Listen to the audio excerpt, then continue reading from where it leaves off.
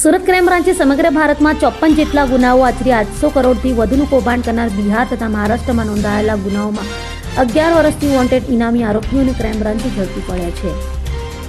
Surat police commissioner અને નાયબ police commissioner crime દ્વારા બીજા રાજ્યોમાં ગુનાઓ આચરી ધરપકડ તાળવા સુરત આવી રહેતા આરોપીઓને ઝડપી પાડવા આપેલી સૂચનાને લઈ ક્રાઇમ બ્રાન્ચની અલગ અલગ ટીમો પેટ્રોલિંગમાં હતી। ત્યારે એન્ટી ઓર્ગેનાઇઝ ક્રાઇમ સ્ક્વોડની ટીમે બાતમીના આધારે સમગ્ર ભારતમાં 54 ગુનાઓ કરી 800 કરોડથી વધુનું કૌભાંડ આચરનાર અને બિહાર તથા મહારાષ્ટ્ર રાજ્યમાં નોંધાયેલા ગુનાઓમાં 11 વર્ષથી વોન્ટેડ એવા 50-50 હજારના ઇનામી આરોપીઓ ગોપાલ મોહનસિંહ શેખાવત અને સલીમ ખાન ઝિયાઉદ્દીન તસુર ખાનને ઝડપી પડ્યા હતા। આરોપીઓ એનમાર્ટની ફ્રેન્ચાઇઝ આપવાના નામે ઠગાઈ આચરતા હોવાનું સામે આવ્યું છે। અભય થઈને નિષ્પક્ષતાથી નિરપેક્ષ રીતે વાસ્તવિકતાનો અરીસો રૂપી સચોટ માહિતી લાવતો સત્યની સાથે અભય ટાઈમ્સ।